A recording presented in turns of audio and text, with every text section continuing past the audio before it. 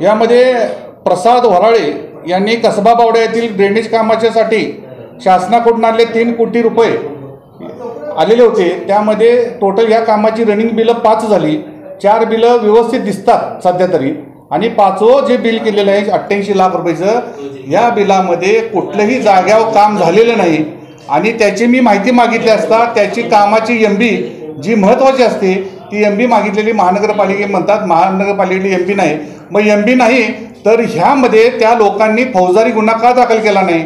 ज्यावेळी त्यांच्या लक्षात आलं की बाबा जागेवरती काम झालेलं नाही, तर जागेवरती काम झालं नसताना ह्यांच्या ते लक्षात का आलं नाही?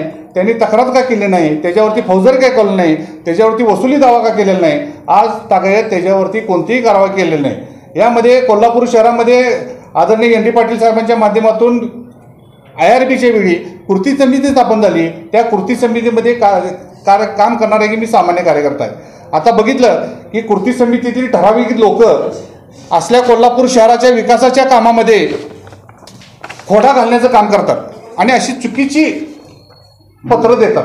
आता ह्यांनी परवा शासनाला 24 कोटीचा निधी आला, तर या निधीमध्ये 73 कामं आहेत आणि 73 कामापैकी 75% कामं ही जागा पूर्ण झालेले आहेत असं खोटं पत्र देऊन कॉन्ट्रॅक्टरना ब्लॅकमेल करण्याचं काम ही ज्या काही संघटनेच्या नावाखाली जी ठराविक लोक करत आहेत, अशा लोकांना पण आळा घालण्याची गरज आहे।